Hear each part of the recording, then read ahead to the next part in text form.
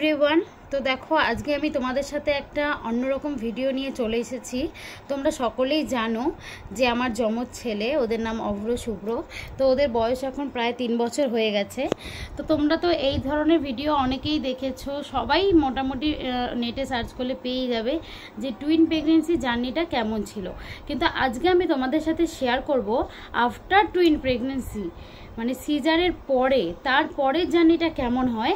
আজকে আমি তোমাদের সাথে সেটাই শেয়ার করব। তাও কিন্তু 1-2 মাস নয়, পুরো 3-3টে বছর আমি পার করে ফেলেছি অভ্র শুভ্রকে নিয়ে। এই 3 বছরের আমার অভিজ্ঞতা কেমন সেটাই তোমাদের সাথে আজকে শেয়ার করব। দেখো, প্রথমেই আমি একটা কথা বলি যে যারা মনে করে যে একটা বাচ্চা মানে হচ্ছে গিয়ে সিঙ্গেল প্রেগনেন্সি যাকে বলে আর কি, সিঙ্গেল প্রেগনেন্সি হওয়ার সাথে সাথে একসাথে টুইন প্রেগনেন্সি হলে অনেকেই বলে যে একসাথে 2টো বাচ্চা বড় হয়ে যাবে, কি আর এমন এসে একটা বাচ্চাকে খাওয়াবে, তার সাথে আরও একটা বাচ্চাকে খাওয়াবে, একসাথে 2টো বাচ্চা মানুষ হয়ে যাবে, 2বার ঝামেলা করতে হবে না। কিন্তু আমি বলবো এই ধারণাটা পুরোটাই ভুল। একমাত্র যাদের যাদের টুইন প্রেগনেন্সি হয়েছে তারাই জানে ব্যাপারটা কতটা টাফ। এটা কিন্তু অতটাও সোজা নয়। একটা সিঙ্গেল প্রেগনেন্সি আর একটা টুইন প্রেগনেন্সির মধ্যে কিন্তু আকাশ আর পাতাল ফারাক আছে। তো যাই হোক, তো সব কিছুর পরে আমি এটাই বলবো, আমি কিন্তু টুইন প্রেগনেন্সি বলে আমি খুবই হ্যাপি। এটা নিয়ে আমি প্রচণ্ডই হ্যাপি। আমার হ্যাপি হওয়ার 2টো কারণ আছে। প্রথমত আমার 2টো ছেলে, এটা তো আমার হ্যাপি হওয়ার 1 নম্বর কারণ। আর দ্বিতীয়ত সেটা হচ্ছে আমার একটা খুবই খারাপ একটা পাস্ট আছে বাচ্চা নিয়ে। তো যাই হোক, সেই সম্পর্কে আমি কোনোদিন কোনো ভিডিও দিইনি, তোমাদের সাথে শেয়ার করিনি। সত্যি কথা বলতে ওটা শেয়ার করার মতন বা বলবার মতন ক্ষমতা আমার নেই। যদি কখনো মনে হয় বলতে পারবো তো শেয়ার করব। যাই হোক, ছেড়ে দাও, যেটা বললাম টুইন প্রেগনেন্সি নিয়ে আমি হ্যাপি। কিন্তু তার সত্ত্বেও কিছু কিছু মানুষের ভুল ধারণা আছে। আর অনেকে জানতেও চায় যে মানে যমজ বাচ্চা হবার পর তাদেরকে কিভাবে কি করতে হয়। তো সেইটাই আমি তোমাদের এই ভিডিওর মাধ্যমে তুলে ধরছি। তো যাই হোক, ভিডিওটা স্কিপ না করে পুরোটাই দেখো, তাহলে তোমরা জানতে পারবে।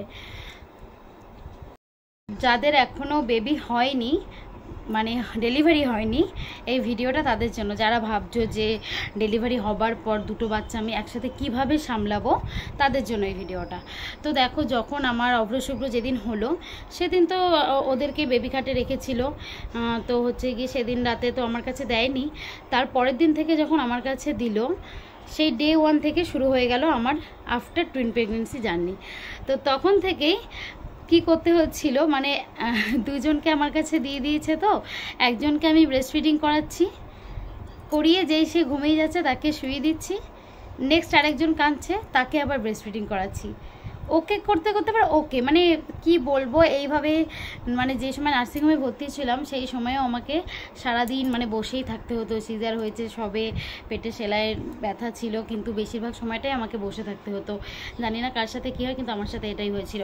তারপরে যখন বাড়ি চলে এলাম, বাড়ি আসার পরে পুরো একদম প্রথম 3টে মাস, তোমরা বললে বিশ্বাস করবে কিনা জানি না, প্রথম 3টে মাস আমি একটা দিনও রাতে ঘুমাতে পারিনি। রাতে ঘুমাতে গেলেও 3:30 কি 4টে এরকম সময়, একটু তাও কি বলবো, ফার্স্ট মাস, ওই মাসে তো আমি একদমই ঘুমাইনি সারা রাত।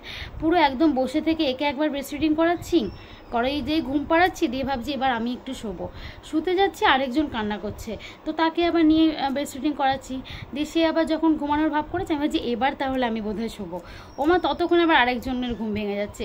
এই করতে করতে বসে থাকতে থাকতেই দেখছি সকাল হয়ে গেছে।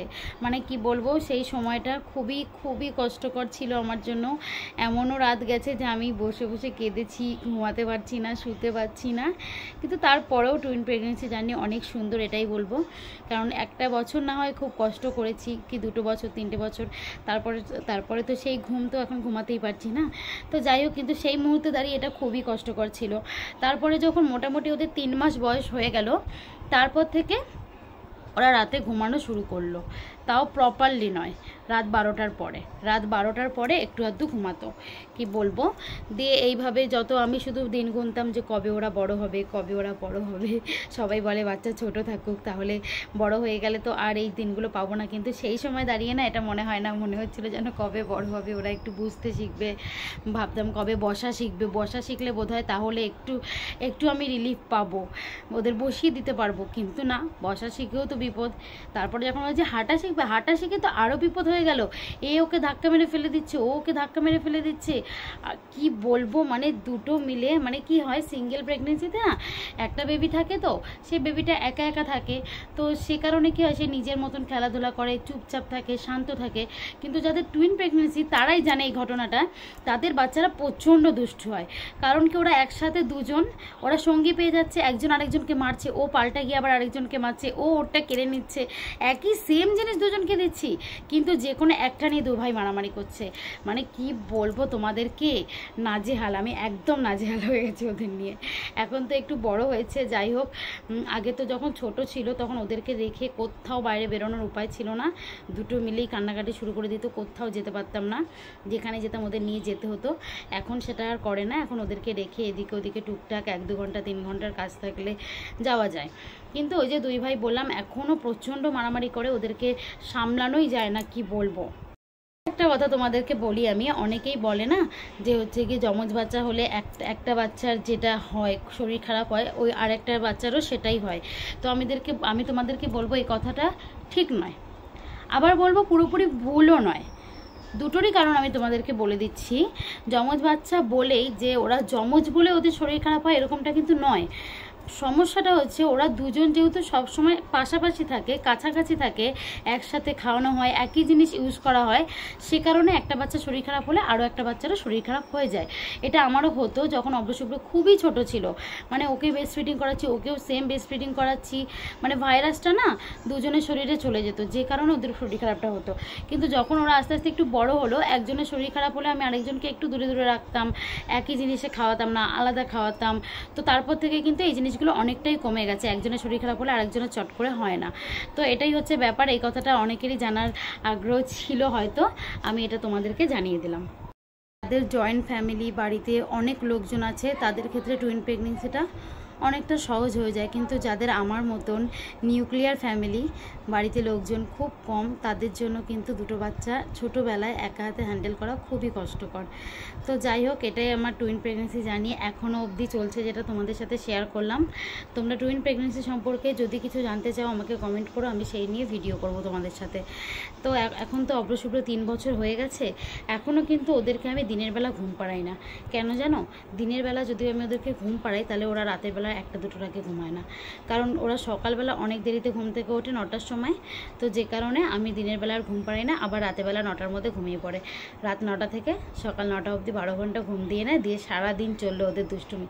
আসলে সারাদিন যতই দুষ্টুমি করুক সেটা সামনে নেওয়া যায়, কিন্তু রাতেরবেলা যদি না ঘুমিয়ে দুষ্টুমি করে সেটা আর শরীর নেয় না। তো যে কারণে আমি ওদেরকে দুপুরে ঘুম পাড়ানোটা এখন বন্ধ করে দিয়েছি। ছোটোবেলায় ঘুমাতো, এখন এটা আমি বন্ধ করে দিয়েছি। তো যাই হোক, যাদের বাচ্চা খুব দুষ্টুমি করে, রাতে ঘুমায় না, তোমরাও এটা করতে পারো। দিনের বেলা বাচ্চাকে না ঘুম পাড়ানোই ভালো আমার মনে হয়, তাহলে রাতে তাড়াতাড়ি ঘুমিয়ে পড়বে। সত্যি কথা বলতে এখন তো ছোটো আছে, তাই যখন বড় হয়ে যাবে, স্কুল প্রাইভেটে যাবে, বুঝতে শিখবে, ঘুম পাড়ানো নিয়ে ঘুমানো নিয়ে বিরক্ত করবে না, তখন তো দুপুরে অবশ্যই ঘুম পাড়াতে পারবো, তাই না? এখন এই ছোটোবেলাটায় তুমি বাচ্চাকে ভালো রাখবে যখন তুমি নিজে ভালো থাকবে। যদি তুমি নিজেই না ভালো থাকতে পারো তাহলে তুমি বাচ্চাকে কি করে যত্ন নেবে? বাচ্চাকে যত্ন নেওয়ার জন্য তোমাকে নিজেকেও ভালো থাকতে হবে, সুস্থ থাকতে হবে, তাই নয় কি? তো তার জন্য তোমাদের যেটা বেস্ট মনে হয় নিজেদের থেকে তোমরা সেটাই করবে। যাই হোক, ভিডিওটা কেমন লাগলো কমেন্ট করে জানিও। টাটা।